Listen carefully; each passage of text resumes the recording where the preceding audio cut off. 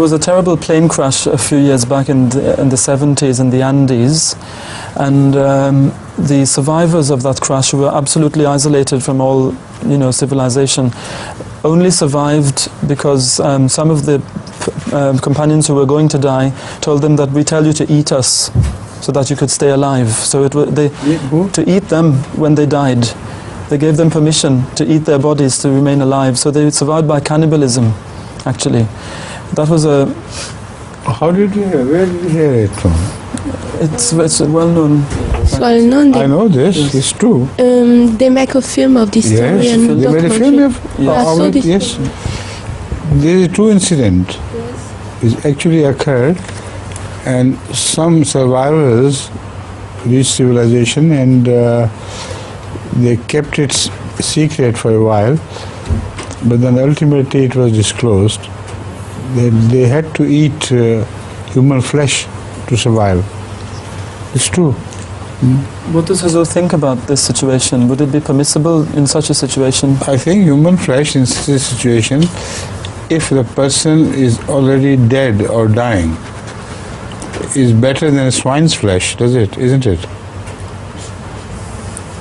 Human flesh, when you have to save a life, is it not? Is human flesh not better than the flesh of pigs?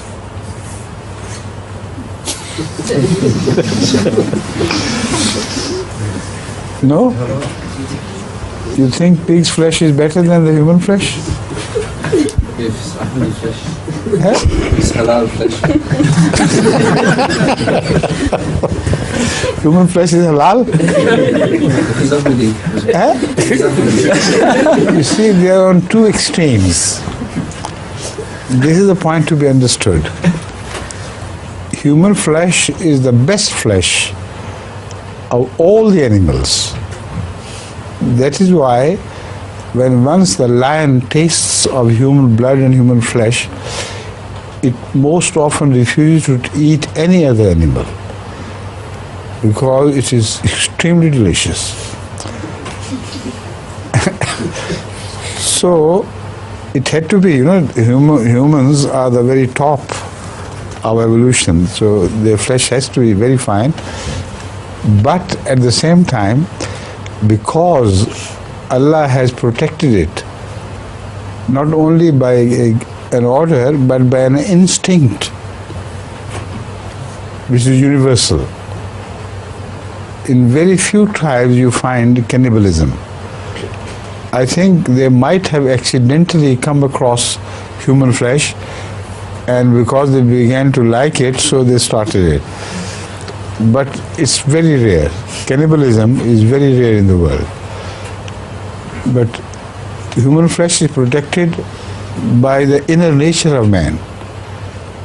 Allah has created a horror for among the people to eat the blood of their kin, the flesh of their kin. But this is not the only protection provided to humanity.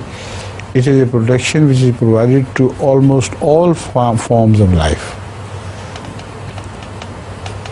The dogs do not eat the flesh of dogs even if they are dying. The lions do not eat the flesh of lions even if they are dying. So this is how Allah works. In nature, they could not have been told by Sharia, don't eat each other's blood, but God has created a Sharia within people, a law within human nature and animal nature. So that is why human blood or any other blood which is to be protected by God is forbidden. Now when life is to be saved, then although human flesh should be as forbidden as other bloods, other fleshes are at the time of near death, but if a person has already died, then you can consume his blood or his flesh, not otherwise. Because then another rule takes over, which says that the living has a better right over the dead. So because in that situation it was the same thing. They started eating the flesh of the dead people. But because they had died among glaciers, among extremely low temperature, so their blood had not rotted. I mean, their flesh had not rotted. It was still edible. So this is a very rare thing to happen, and if it happens, then as far as the law goes, it becomes permissible under such circumstances. But at the same time, when they return to civilization, then all their life they would be suffering from the thought of those moments when they had to eat the blood of their own friends and kith and kin. Got it?